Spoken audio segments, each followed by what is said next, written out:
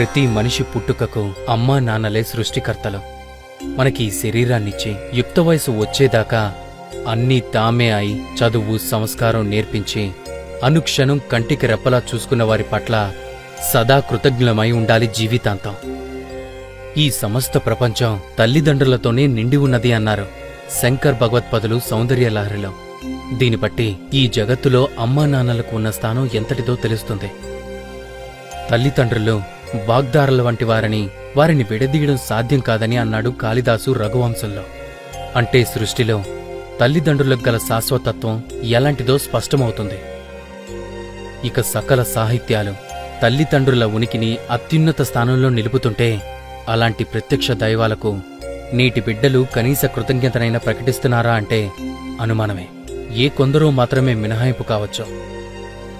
మాతృదేవోభవ పితృదేవోభవ, మాతృదేవోభవ పితృదేవోభవ, తల్లిదండ్రులనే దేవతలుగా భావించేవాడివై జీవించు అనే వేద సూక్తులు చెప్తున్నాయి.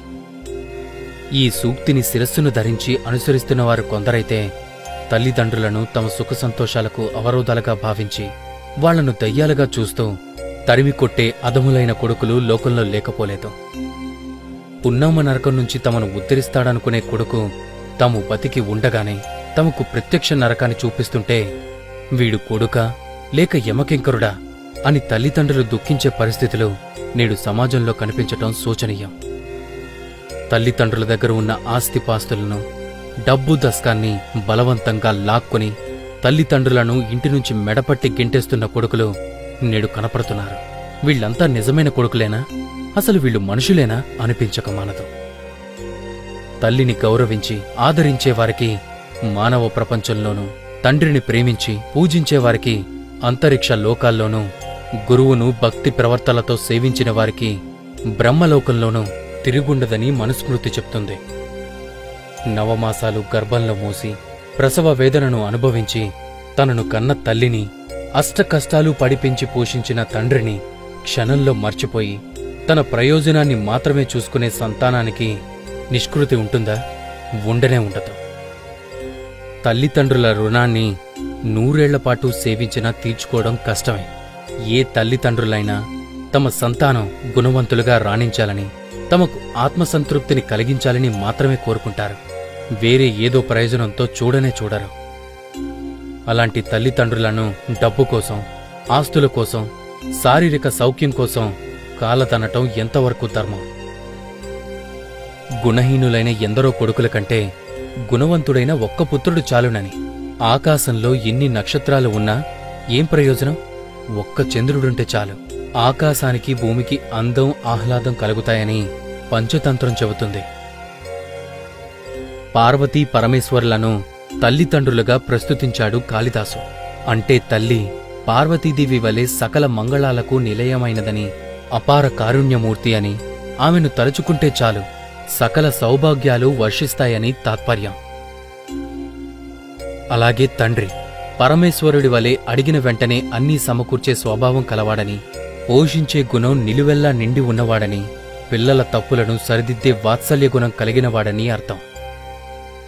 పార్వతీ పరమేశ్వరుల వంటి తల్లిదండ్రులను హృదయ కమలంలో నింపుకుని ఆరాధించాలే కాని వారి మనసులను నొప్పించరాదనే సత్యాన్ని సంతానం తప్పక గ్రహించాలి.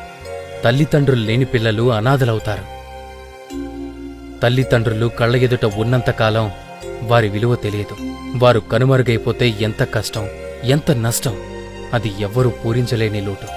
తల్లిదండ్రులు బతికి ఉన్నప్పుడు బాధలకు గురిచేసి చచ్చిన తర్వాత వారి సమాధులపై పూలు చల్లితే ఏం లాభం?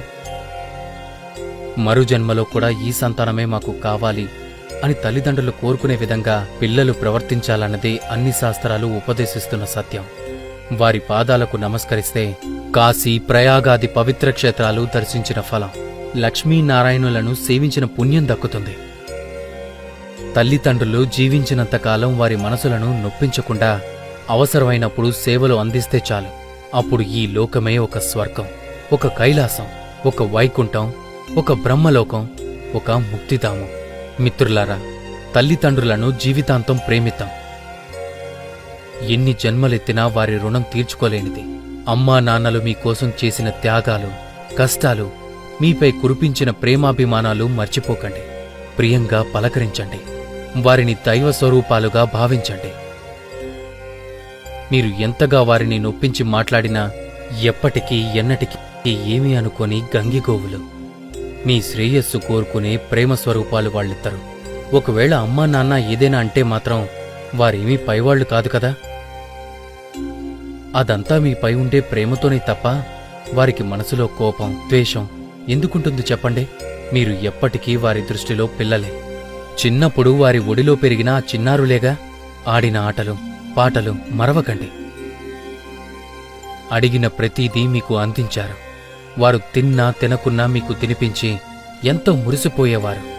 మీకు పెళ్ళైనా పిల్లలున్నా ఆ వాత్సల్యం, మమకారం మీపైన మీ పిల్లలపైన నిత్యం ఉంటుంది.